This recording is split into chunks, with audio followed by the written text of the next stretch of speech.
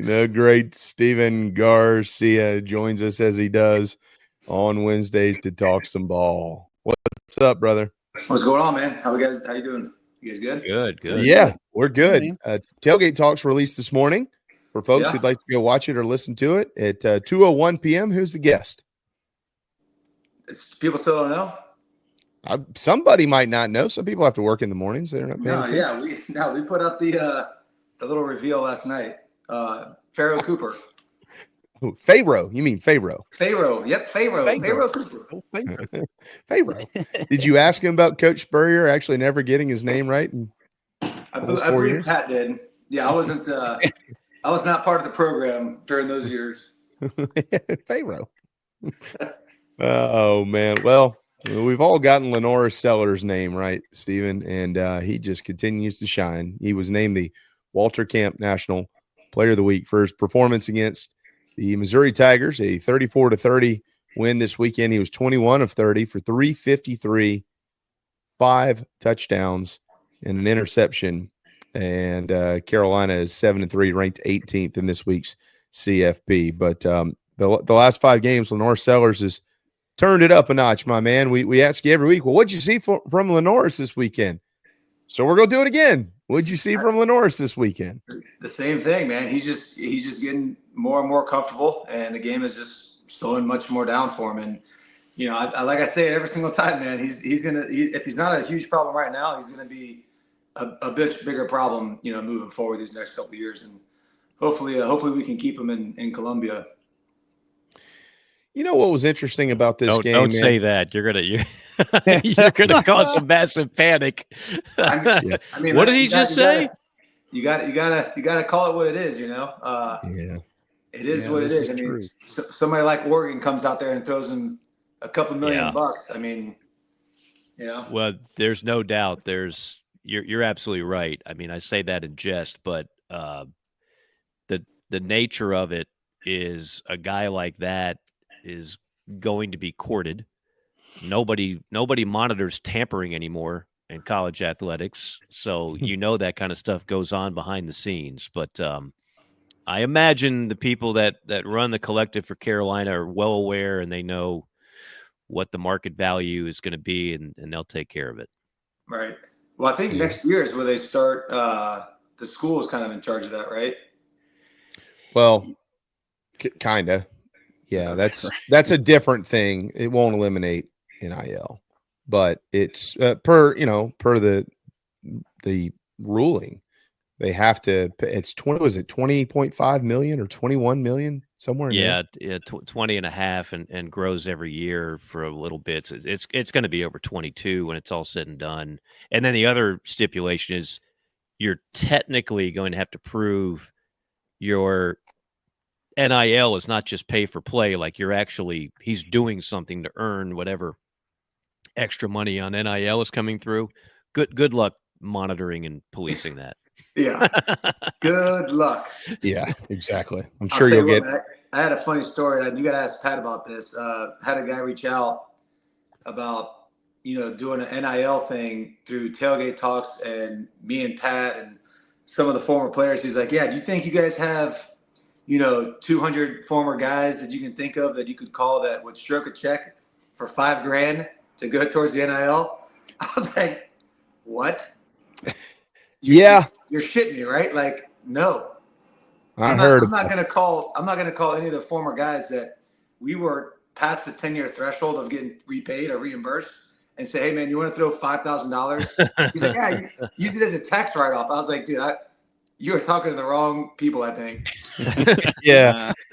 I heard Pat reached out to me about it, and then there were a couple other conversations that were had after that, and I think that's DOA, pretry sure.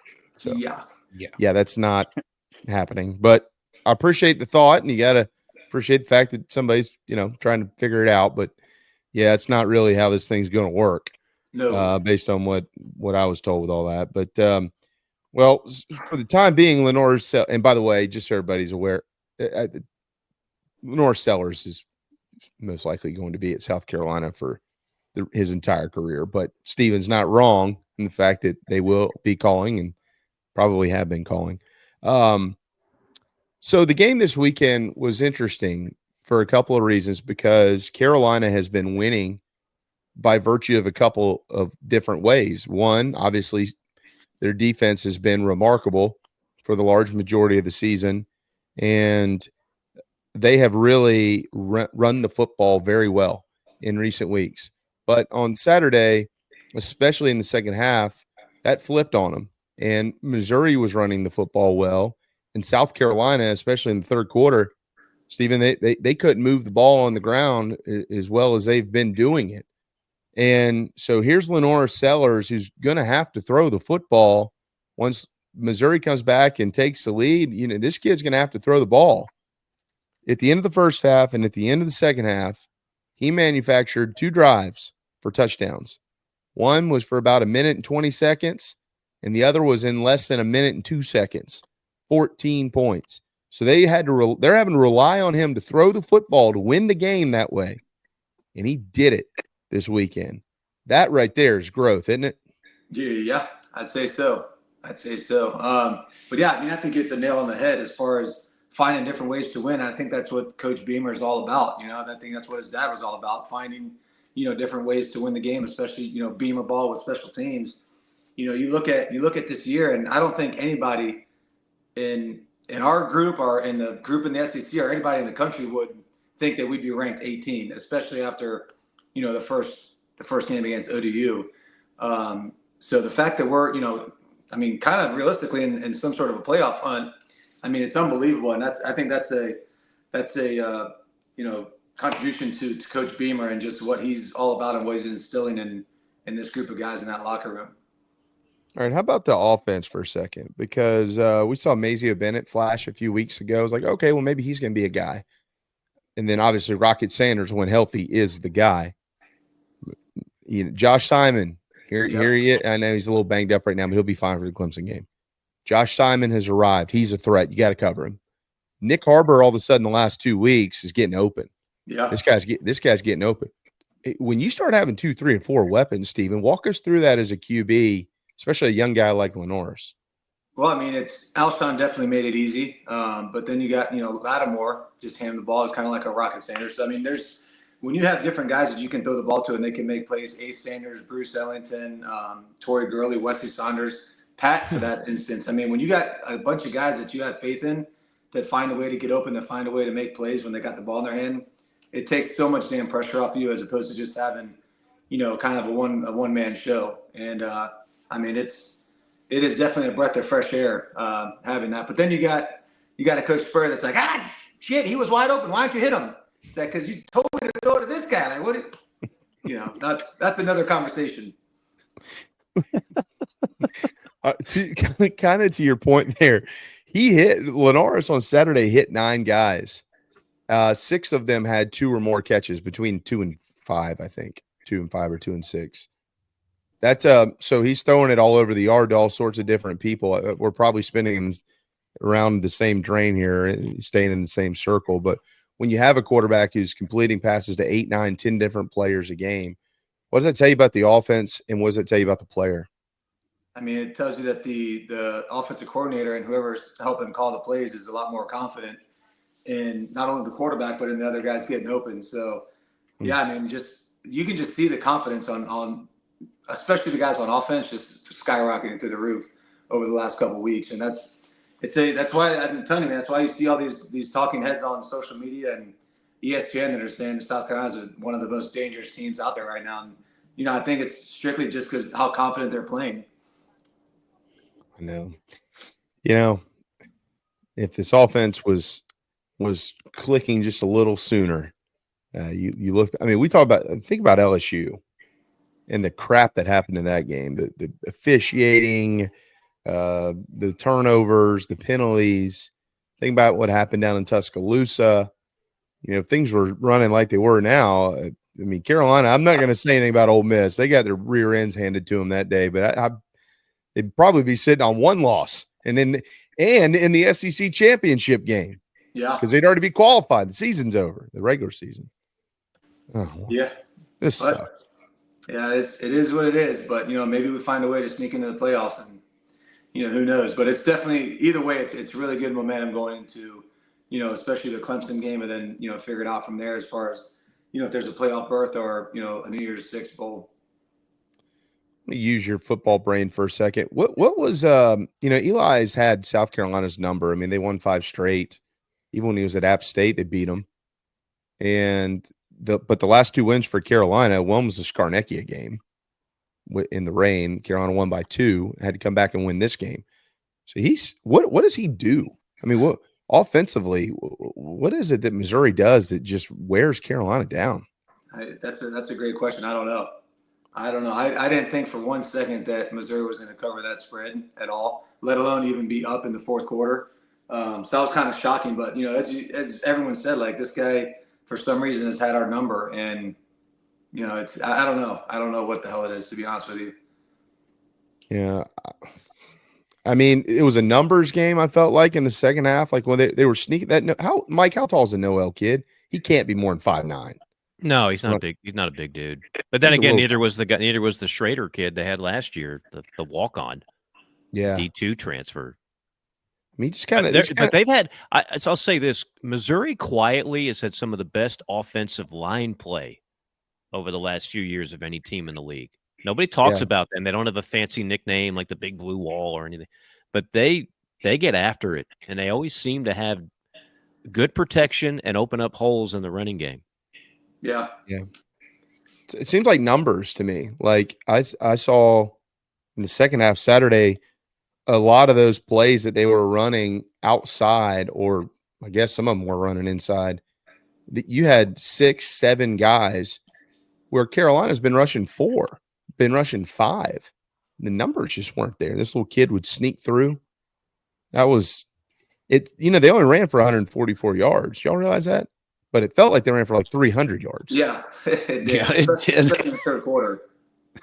Yeah. I know. I was like, man, they are killing us on the ground. Look at this. He's running it up. And 144 against that D is actually, I mean, that's pretty good. Yeah. You'll take that. For sure. Yeah. There are teams that have struggled to get like 85 against Carolina this year. Yeah, Alabama didn't run it well against them. No. Nope. I think we were all pretty surprised. I was surprised because we were told earlier in the week and then got the news. I think it was Friday night. I was sitting there with JC in the ballpark, and we got the news that the Cook kid they'd be shocked if he didn't start. And I was like, whoa, that's kind of come out of left field. But I'll tell you what, it's Steven. He's a good football player.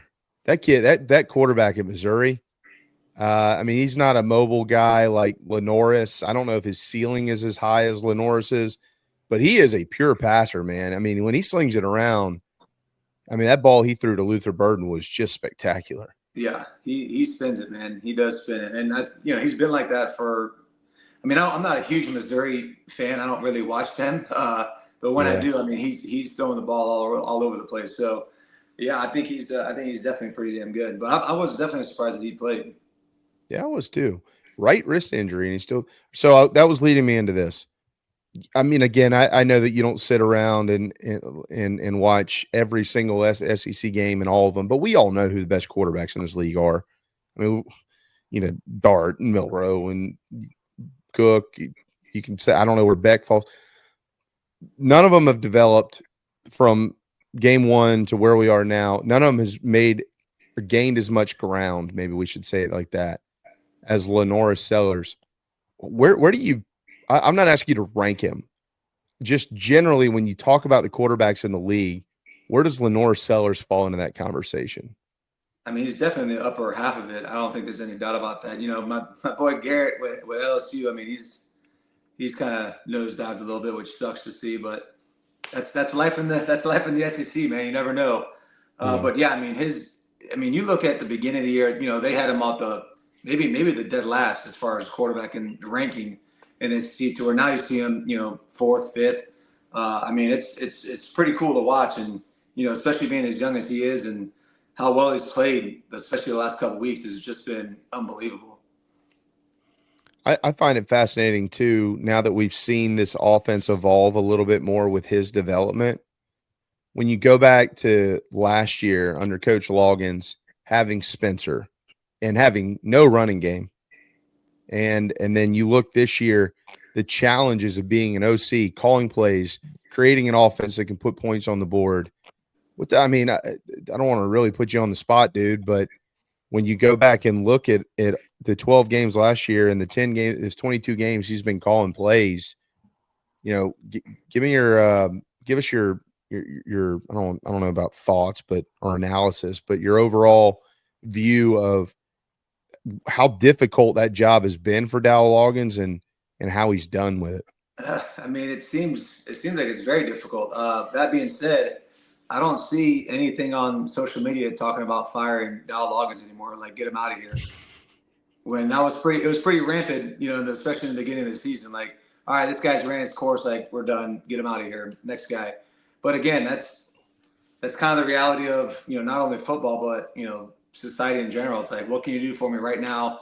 What was your last game like? If you just got to keep going on. People went from saying Carson Beck is going to be the first overall pick to now, who the hell is Carson Beck? Where's he been at? So you never know. It's a weird, funny world, but it's the only world we got, and it's the case of what it is. But yeah, I think Loggins is freaking awesome. That's just my personal opinion. And I think guys are finally starting to buy into his structure and his deal. Yeah, you got him and Mike Shula. I know you're not the biggest Mike Shula fan, but they're that Lenoris. was a long time ago, man. That was a long time. That's right. That's right. But they're Lenoris's tutors. We're all a little older now. They're Lenoris's tutors. All right. You got Wofford this weekend. Okay. This is a very important week for this football team. They need to stay on their P's and Q's. We all know that. You don't want to walk out of there going, oh, well, 27-17, we survived. We're kind of asleep at the wheel. You want to go and beat their brains out and feel really, really good about yourselves. Get healthy. And then we know what's next week. And obviously next Wednesday, we'll talk to you about that team in the upstate. But is there something that you think needs to continue to improve or get? I don't know how much you've seen of the Tigers this year. Defensively, they're not the Clemson that we're used to.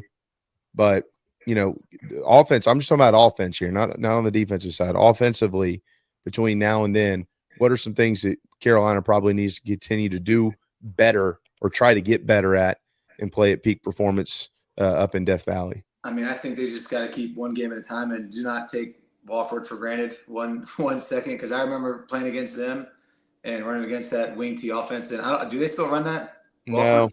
No. Well, that's good. That's good news for us then, because that was absolutely miserable playing against. They'd have 10, 12, 15-minute drives. It's like, man, can we ever get the damn ball back? And that sucks as the quarterback's just sitting there waiting, rotting. So, yeah, I think what we really need to do is put on a huge offensive display this coming Saturday against Wofford, kind of get some style points, and then take that momentum and take it to Clemson. I don't even like calling it Death Valley. Just take them to Clemson. But, yeah, I think just keep doing what we're doing. It ain't broken. Shane Beamer's 3-0 in games prior to the Clemson game, and most likely will be 4-0 after this weekend. Do you get a lot out of that? Do football teams get a lot out of beating the crap out of FCS programs? It was pretty fun, like not having to play from the third quarter on. that was pretty cool. And you start kind of like spring practice. Yeah, you start thinking about what you're doing that night. That's about it. I think the hope is LaNorris Sellers plays 3 quarters this week. Yeah, I think they'd probably rather not play him in the fourth if they can. Yeah, there's a bunch of players. That'd be get them out at halftime if you can. If you can, yeah. The injury reports are done for the year for Carolina. They don't play another league game, so we won't have another availability report. They do have some guys that are a little banged up. He seems pretty optimistic about them, but it's still something to keep an eye on. Clemson's got some issues up there too. Yeah, we'll see.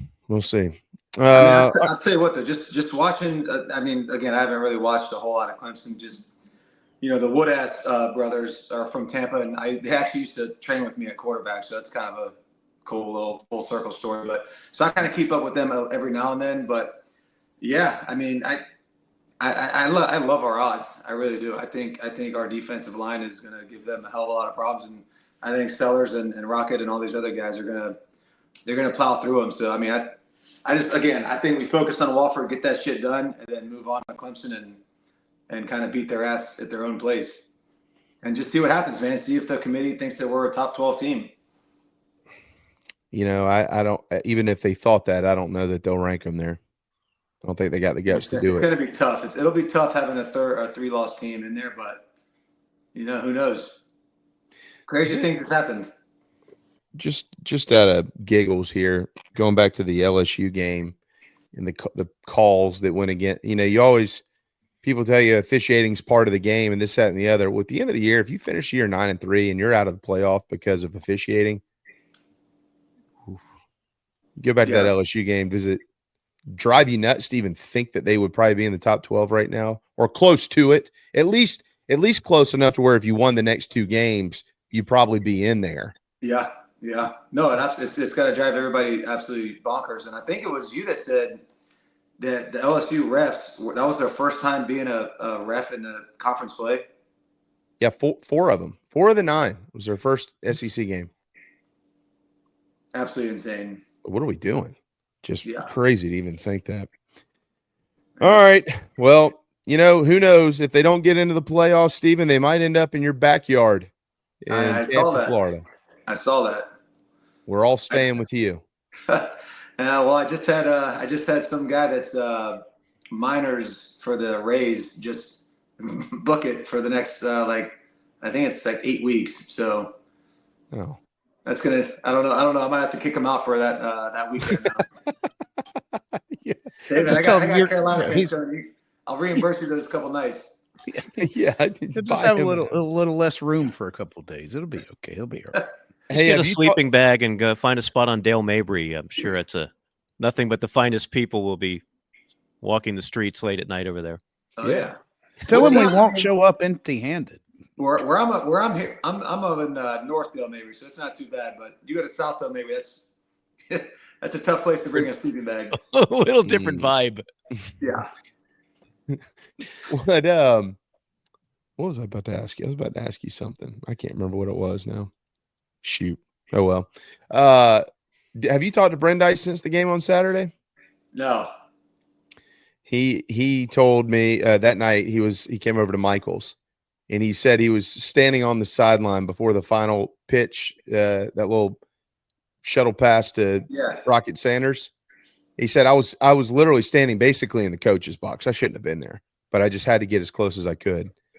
And he said Beamer was talking on the headset and he just happened to look down and he said I was in his vision and I was just staring at him. We made eye contact. He said he winked at me and smiled, basically like, watch this. And then the next play ran into the end zone. No kidding. That's what he said. So I don't know. I'm calling him out. I'm holding his feet to the fire publicly with that. I like it. Yeah, my last text with Brandeis was I told him I wasn't coming up there for the alumni thing because Memphis has his playoff game, and I can't repeat what he had to say on this, but it wasn't exactly sweet. Well, sounds like he's living quite the life down there. Just based on what he told me. Yeah. All right, man. Tailgate Talks is out. Pharaoh Cooper is on with Pat and Steven. It is it's awesome. It's a hell of an episode. We encourage all of you to go watch and listen to that. What are your cut bets this week? Have you made any? We do them on Mondays, and I already forgot what today is, so I don't know. To be honest, man, I'm so locked in on Bitcoin, I could care less about anything else right now. Oh, yeah, that's what I forgot. This segment brought to you by Bitcoin. Golly, to the moon, folks. Hey, did Memphis win on Friday? No, man. So it actually sucks. They were down 21-7. They were getting ready to score. They just got an onside kick. They're getting ready to score. They're out on like the 10 or 12-yard line. And he did a little rollout and got freaking smoked. Got a concussion. They ended up missing, going for it on fourth down. Then they ended up. The other team scored on the second play, so they're down 28-7, and they just never recovered. And Memphis was out for the rest of the game. Oh, man, is he doing okay? Yeah. He went to school on Monday and was texting me like, I I'm having a hard time, kind of remembering what the teachers are telling me. And so I was like, all right, get the hell out of there. So he's been home. Trying to get him to go to school tomorrow and Friday because they don't have school this coming week. I'll tell you what's messed up, man. The freaking team doctor is telling me, he's like, hey, we're gonna get Memphis a scan or whatever. Go see the concussion doctor on the following Monday, like next Monday. I'm like, dude, what are you talking about? It's 13 days after the game or 12 days after the game. You're going to want to see about a concussion. You're going to tell him the same thing I'm going to tell him. And you want me to pay $350? Like it's insane. Just get some rest and hydrate. That's all you can do. There's no medicine they can take. Why wouldn't they have done that night of the game? Did they diagnose him there? Yeah. At the game? Yeah. So the guy kind of signaled me to come down at halftime. So I went in there and, I mean, he was definitely out of it. But I stayed on the sideline with him after, kind of throughout the game. And, his memory was definitely coming back and he was starting to calm down a little bit. But he never felt nauseous or anything. But, I mean, I can promise you concussions are not fun. But, getting a chance to see him and see that he's all right was pretty comforting. Yeah. Well, we'll be thinking about it, man. We'll keep me in the loop on that. I'd be interested to hear what they got to say on it. I'll shoot you a text. But yeah, Stephen, we will we'll let you run on that note, brother. But next week we'll be talking about that team in the Upstate. Yep, sounds good. You've won up there before, haven't you? Do what? Just a couple times. It's best. It's the best feeling in the world, man. Yeah. Not all a bad right, sounds good. I appreciate y'all. Thanks, dude. Man. Thanks, all Stephen. right, yes. I guess Stephen Garcia.